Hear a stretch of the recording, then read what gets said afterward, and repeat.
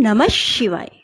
राधे राधे मेरे प्यारे भाइयों बहनों माताओं व बंधुओं, श्रावण मास शुरू हो चुका है।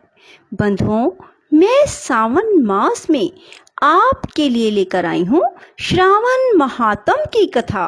बंधुओं, श्रावण मास में प्रतिदिन श्रावण मास महात्म की कथा सुनने मात्र से भगवान शिव शंकर की कृपा बरसने लगती है।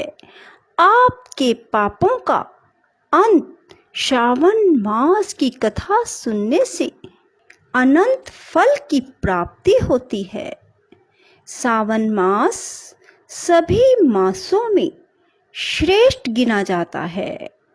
बंधुओं, जिस प्रकार बैसाख मास, माघ मास, कार्तिक मास भगवान को प्रिय हैं, उसी प्रकार श्रावण मास भगवान शिव शंकर भोलेनाथ को बहुत प्रिय है। कहते हैं कि श्रावण मास में भगवान शिव शंकर भोलेनाथ की थोड़ी सी भी पूजा अर्चना कर ली जाए तो भगवान भोलेनाथ खुश होकर अपने भगत की मनोवांछित इच्छा पूरी करते हैं। बंधुओं, यदि आपने हमारे चैनल को अब तक सब्सक्राइब नहीं किया तो जरूर करें और बेल आइकन दबाना ना भूलें ताकि आपको हमारी आने वाली सभी वीडियोस की जानकारी सबसे पहले हो सके। बंधुओं, कथा को पूरी सुनने के बाद कमेंट बॉक्स में जय शिव शंकर भोलेनाथ जरूर लिखें। बंधुओं, श्रावण मास में शिव शंकर भोलेनाथ को प्रतिदिन जल और दूध जरूर चढ़ाएं। बंधुओं, यदि आप ये भी नहीं कर सकते तो श्रावण मास में श्रावण मास महात्म और शिव पुराण की कथा, शिव स्तोत्र, शिव जी के 108 नाम प्रतिदिन सुने। भगवान शंकर आप पर शीघ्र प्रसन्न होंगे, आपकी हर इच्छा पूरी करेंगे। बोलो शिव शंकर भोलेनाथ की जय। प्रथम अध्याय। मुनि श्रेष्ठ शौनक ने श्री सूत से पूछा, हे महाभाग महामते, हे व्यास शिष्य सूत जी, आपके मुख से हमने अनेक आख्यान सुनकर आनंद प्राप्त किया, फिर भी हमारे कानों की प्यास अभी बुझी नहीं और अधिक सुनने की इच्छा है। आपने तुला राशि का सूर्य होने पर कार्तिक मास का महात्म, मकर का सूर्य हो जाने पर माघ मास का महात्म और मेष का सूर्य होने पर बैसाख मास का महात्म सुनाया। इन मासों के जो गुण धर्म हैं उनको भी आपने समझाया। अब इन मासों से भी उत्तम आपके अनुसार यदि कोई महीना परम पिता परमेश्वर को सदैव धर्म प्रिय हो तो उसे भी विस्तार पूर्वक कहें। हमारे मन में उसको सुनने की तीव्र लालसा है। यह सुनकर सूत जी ने बड़े प्रेम पूर्ण शब्दों में कहा, आप सब मुनिगण ध्यान पूर्वक सुने, मुझे आपको सुनाने से आनंद प्राप्त होता है।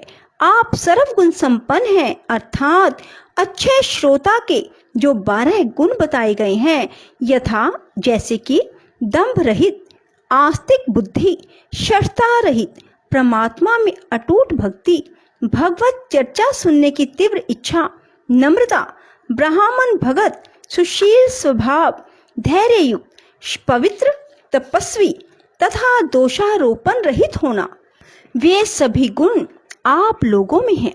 इससे मैं प्रसन्न होकर आपसे तत्व की बात कहता हूँ। धर्म को जानने की इच्छा से बुद्धिमान सनत कुमार ने परमेश्वर को दोनों हाथ जोड़ नमस्कार कर भक्ति पूर्वक पूछा, हे देवों के देव महादेव, अनेक योगियों के ध्येय चरण कमल आपसे अनेक व्रत और धर्मों को सुना, किंतु इस समय हमारे हृदय में एक और ऐसे मास का महात्म श्रवण करने की अभिलाषा है जो 12 मासों में सर्वोत्तम, आपको अत्यंत प्रसन्न करने वाला तथा जो सब कर्मों को सिद्ध प्रदाता है, जो सब कर्मों की सिद्धि प्रदाता हो। हे देव, जिस मास में कर्मों के करने से ही अनंत फल की प्राप्ति होती है, संसार के कल्याण के लिए ऐसे मास के सभी धर्मों का वर्णन समझा कर कहें। ईश्वर ने सनत कुमार से कहा, हे ब्रह्मपुत्र सनत कुमार, आपकी सेवा तथा भक्ति से प्रसन्न होकर मैं आपसे अत्यंत गुप्त बात कहता हूँ। 12 महीनों में श्रावण मास मुझे बहुत प्रिय है। पूर्णिमा को श्रवण नक्षत्र का योग हो जाने से भी मास का नाम श्रावण कहा जाता है, जो श्रवण मात्र से ही सिद्धि देने वाला है, अर्थात सुनने मात्र से ही सिद्धि देने वाला है, इसलिए श्रावण नाम कहा जाता है। आकाश के समान स्वच्छ हो जाने से नभा नाम कहा है। उस मास के धर्मों की गणना करने के लिए भूमि पर कौन समर्थ हो सकता है, जिसके संपूर्ण फलों को कहने के लिए ब्रह्मा जी हुए, और जिस श्रावण मास के महात्म को देखने के लिए इंद्र हुए, और जिसके फल को कहने के लिए भगवान अनंत ने 2 सहस्त्र जीवा धारण की। हे मुने, दूसरे मास इस मास की कला को भी नहीं प्राप्त कर सके। संपूर्ण श्रावण मास धर्म रूप और व्रत रूप है। इस मास में कोई भी दिन व्रत शून्य नहीं देखा गया। यहाँ पर मैं जो कुछ कहता हूँ वह अर्थवाद नहीं है। अतः जिज्ञासु भगत, दुखी, बुभुक्ष और अर्थी, इन चारों जनों द्वारा अपनी अपनी अभीष्ट सिद्धि हेतु यह मास सेवन योग्य है। सनत कुमार बोले, हे प्रभु, आपने अभी कहा है कि इस मास में कोई भी दिन व्रत शून्य नहीं है। हे श्रेष्ठ, उसे आप मुझसे विस्तार पूर्वक कहें, किस तिथि में कौन सा व्रत किस वार में होता है, और उस व्रत का अधिकारी कौन है, फल तथा विधि क्या क्या है, किसने इस व्रत को किया है, उद्यापन विधि क्या है, देवता तथा पूज्य कौन है, पूजन सामग्री में क्या क्या वस्तुएं होती हैं, प्रधान पूजन किसका है, जागरण विधि क्या है, किस व्रत का क्या समय है। हे प्रभु, वह सब आप मुझसे कृपा करके कहें। आपको श्रावण मास कैसे प्रिय हुआ, इसे पवित्र किस कारण से कहा गया, इस मास में कौन अवतार उत्तम माना गया, इस मास में कौन सा अनुष्ठान करने योग्य समझा गया है।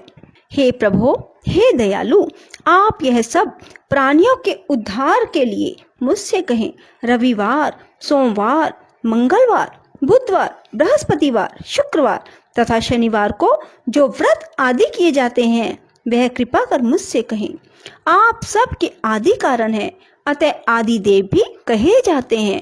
अन्य देवता आपसे छोटे होने के कारण आप महादेव कहे जाते हैं। पीपल के वृक्ष में ब्रह्मा, विष्णु, शिव तीनों देवों का निवास है, उसमें भी आपका निवास सबसे ऊपर व ऊंचा कहा गया है। आप कल्याण रूप से शिव माने जाते हैं। पाप नाशक होने से आप हर माने गए हैं। आदि देव होने से आप श्वेत वर्ण हैं। शुक्ल वर्ण में विकार होने से अन्य वर्ण होते हैं। उनमें कपूर वर्ण के समान गौर वर्ण होने से आप आदि देव हैं। पहले गणेश जी का अधिष्ठान रूप 4 दल का मूलाधार नाम का चक्र है, उसके ऊपर 6 दल का ब्रह्मा जी का अधिष्ठान नाम का दूसरा चक्र है, और उसके ऊपर 10 दल वाला भगवान विष्णु का मणिपुर नामक तीसरा चक्र है। फिर हृदय में अधिष्ठान रूप 12 दल का अनाहत नाम का चौथा चक्र है। सबके हृदय में होने वाले उस चक्र में आपकी स्थिति कही जाती है। ब्रह्मा जी तथा भगवान विष्णु के ऊपर आपका निवास होने से आपको मुख्यता कहा गया है। केवल आपके पूजन मात्र से पंचायतन का अर्चन हो जाता है। यह सब अन्य देवताओं में नहीं है। स्वयं आप शिव हैं। आपके वाम भाग में पार्वती का निवास है, गणपति का दक्षिण भाग में, सूर्य का नेत्र में और भगवान हरि का हृदय में निवास है। अन्न को ब्रह्म में कहा गया है। भगवान हरि जल रूप कहे जाते हैं। हे ईशान, जब आप उस अन्न और जल का भोग करने वाले हैं तो आपकी प्रवीणता में किसी को भी संदेह नहीं हो सकता। आपका शमशान और पर्वत में निवास सब प्राणियों को विरक्त की शिक्षा प्रदान कर रहा है। आपका बोधक मंत्र है उतामृत तत्व ये शान। संसार का विनाश करने वाला हलाहल विष अपने कंठ में आपने ही ग्रहण किया था। महाप्रलय के लिए काल अग्नि को अपने मस्तक में धारण करने में आप ही समर्थ हैं। विश्व स्वरूप कामंद कुएं में गिरने के कारण कामदेव का वध आपने ही किया। आप ऐसे महान महत्वशाली हैं कि आपके यश का वर्णन करना आसान बात नहीं है। बल्कि मैं आपकी स्तुति के लिए यदि करोड़ों बार जन्म लेकर भी आपकी स्तुति का वर्णन करना चाहूं तो भी मैं समर्थ नहीं हो सकता। हे दया में मेरे प्रश्नों के उत्तर देने की कृपा करें। बोलो शिव शंकर भोलेनाथ की जय। राधे राधे। जय श्री कृष्णा। बंधुओं, यदि आपको हमारी वीडियो पसंद आए तो इसे लाइक करें और शेयर भी जरूर करें। धन्यवाद।